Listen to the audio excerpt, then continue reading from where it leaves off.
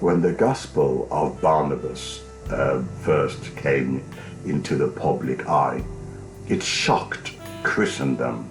Many Christians lost their faith. I don't know who baptized them, but many Christians lost their faith because allegedly Jesus got married to the prostitute Mary Magdalene and bore children.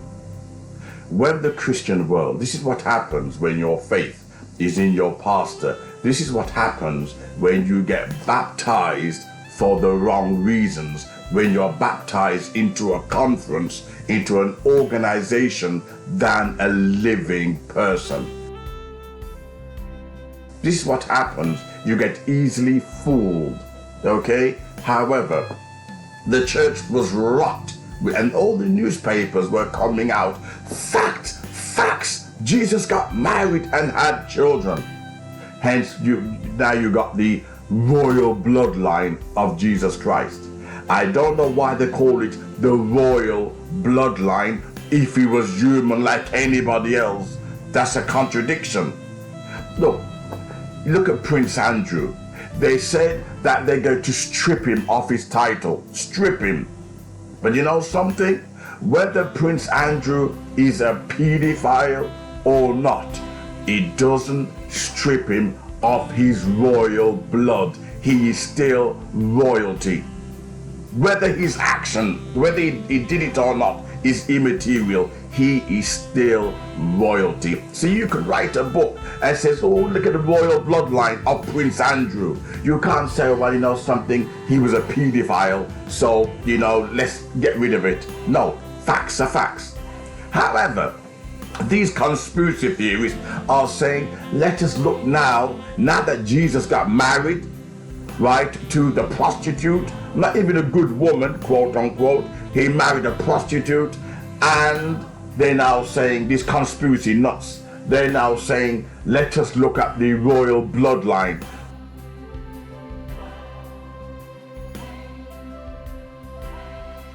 Look, you cannot claim that Jesus is royalty more than any other prophets, which means he's a Messiah. He has a title that is unique to him. Yet, like anybody else, he procreated. That strips him immediately of his royal title. You can't have it both ways. But guess what? This will tickle you. Guess what? Guess who loved the gospel of Barnabas? Apart from Satanists, apart from the secular world, apart from pagans, guess who loved it and even got their name on it? The gospel of Barnabas. Guess who loved it? The Muslims. Yes, you heard right, the Muslims. And the reason why the Muslims love the gospel of Barnabas, wait for the shock, right? The gospel of Barnabas, same thing which was said in the Quran. Same thing in the Quran, right? Jesus was not crucified. But guess who was put in his place? Judas Iscariot. Judas Iscariot, whose face was meant to resemble Jesus Christ. So this gospel of Barnabas conveniently corresponds with what the Quran says. You know, oh, it only appeared to them so. Conjung in Arabic, right? Conjecture. Conjecture. In other words, it was made to appear to them so. And what's interesting is that the gospel of Barnabas just happened to complement the Quran that denies the death and resurrection of Jesus Christ. So the Quran are now saying that Jesus got married. So when the Muslims say, we love Jesus, we believe that he gave life to the dead, we believe that God raised them up, they're lying. They just say that to shut Christians up and to get meat, to get converts. They'll tell you anything to get converts. Let's look deeper, okay? Let's look deeper at this, contradiction, right? What is interesting, if I'm working on my book, the first section on Islam on trial, and it's a shocking read, real shocking read. But you can see this is a work of Muslims, okay? This Gospel of Barnabas, according to experts, was dated in the Middle Ages, 14th to 17th century. 14th to 17th century, meaning it was about 1,000 years or 600 years from Muhammad. 600 years, 700 years after Muhammad. So they now try to fool the world. How are we going to push Muhammad forward? I know what we'll do. Conveniently, I think it was Italian. I think it was an Italian, if my judgment serves me right, that actually put together the Gospel of Barnabas. It was a fraudery. It was a fake, right? Hence, what they did, they said that they were going deep into, the condemnation of the uncircumcised, etc., and saying that it was Ishmael that was offered up for sacrifice, not Isaac. When you look at it, you begin to realize that this is the work, okay? This is the work of a Muslim, okay? Not the work of Christian scholars, right? But what's interesting, is that many of his teachings seem to synchronize with those of the Quran that opposes the Bible.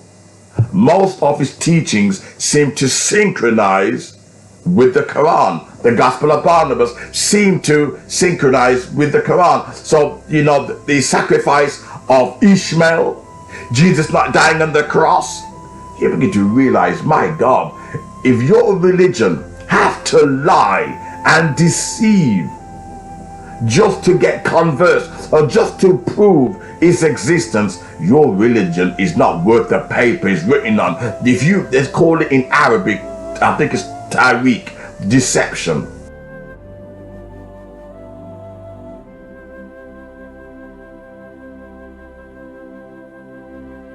Right, use any means whatsoever to get converts, even if it means deceive. If funny enough, they called the Gospel of Barnabas to illuminate, Illuminati. It makes you wonder whether Muslims are the ones behind the Illuminati agenda. It makes you wonder to undermine Christianity. It really does make you think.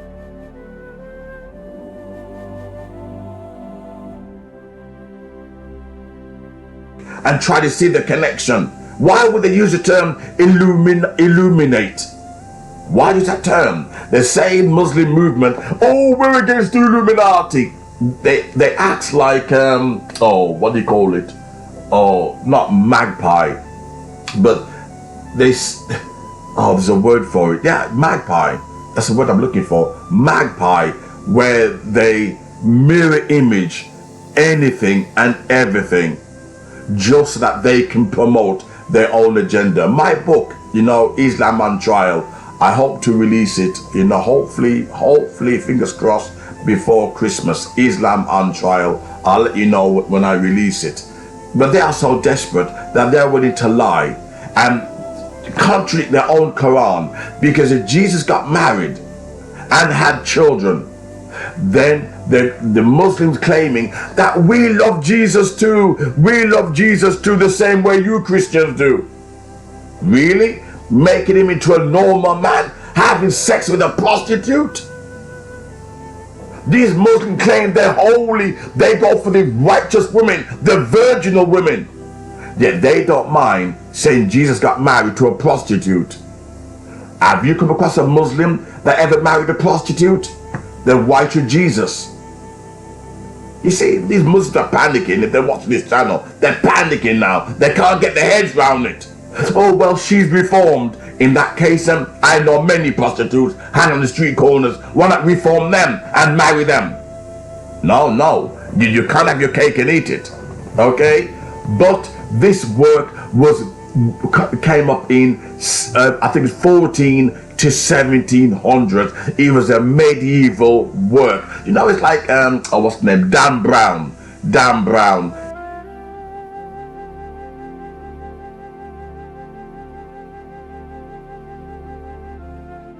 Same fictitious work.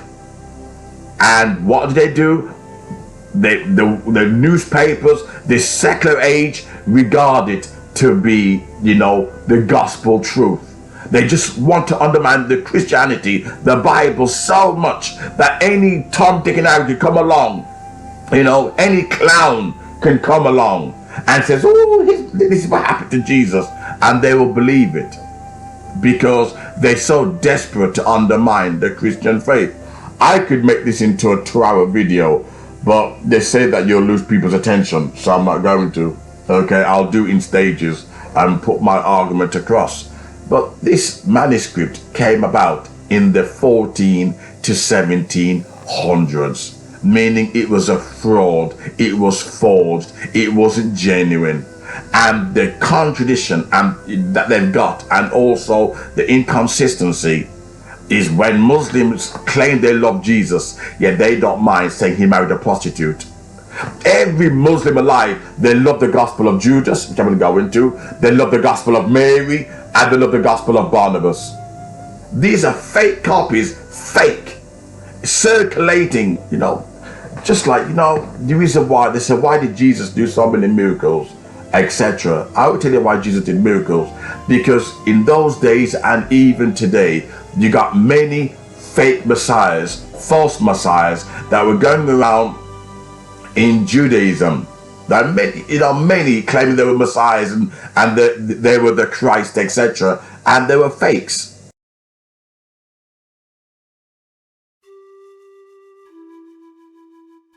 And that's the reason why Jesus did miracles, to point back to the Old Testament, to show who he really is. And through his miracles, hence why he said, seeing but you see not, hearing but you hear not. He was pointing to the Torah that testified of himself. Because anybody could come along and say, oh, I'm the Messiah. But when he came down to it, he walked that walk and talked that talk.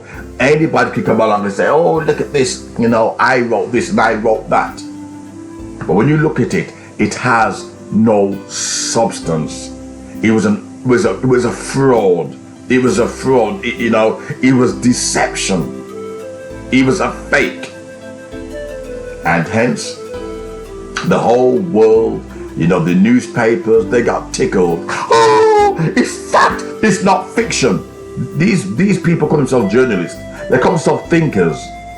And they didn't think hard enough to discover that these works were as old as 14th to 17th century. They were medieval work. And I'm sure it was done by an Italian.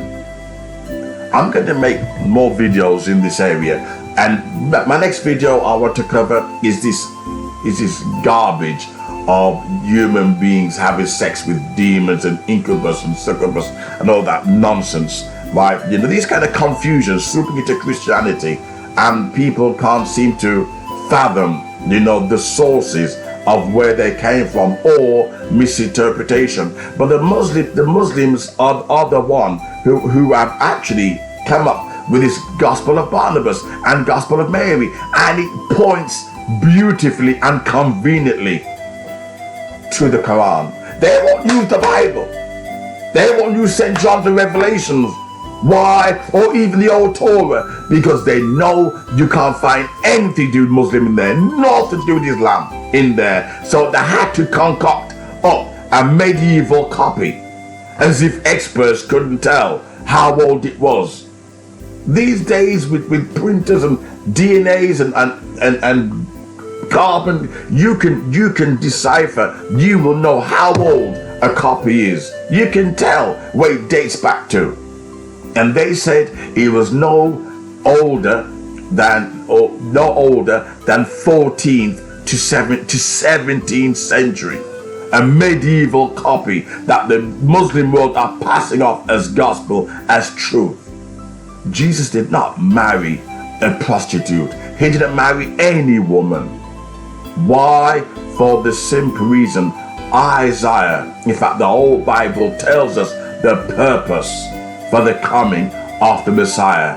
And it certainly wasn't to procreate. It certainly was to get married. But this is what the Muslim world want you to believe. And sadly, many Christians who are into prosperity preaching, they're into feel-good Christianity. When they come across people like that, right? What's part of the Bible when it says, you sow the seeds and then the wicked one comes along and takes it away. They have no root in Christ. They have no root in the Bible. They're so busy praying to God for money. Dear Lord, give me money. That when these people come along, these wolves come along with these kind of strange arguments, twisted fables, these Christians fall for it because they pastors do not research and do not know the truth. You wouldn't come across Joel Austin, Creflo Dollar talking like this. And you know why? Their mission is to make money, not to preach Christ, and to make sure his message is forever until the second coming. They're not going to do that.